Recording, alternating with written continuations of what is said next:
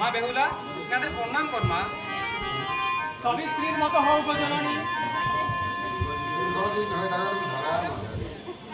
আচ্ছা মা, তোমার নাম কি? আমার নাম বেহুলা বালা দেবী। বাহ বাহ, চমৎকার কণ্ঠস্বর। আচ্ছা মা, তুমি লৌহ কলায় রন্ধন করতে পারবে? আপনি কি বলছেন মহাশয়? মানুষ কি কোনোদিন লৌহ কলায় রন্ধন করতে পারে? পিতা, তার জন্য আপনি কোনো চিন্তা করবেন না, আমি লৌহ কলায় রন্ধন করব। মা গো, তুমি লৌহ কলায় করহ রন্ধন, তব রন্ধন কলায় আমি করিব ভোজন।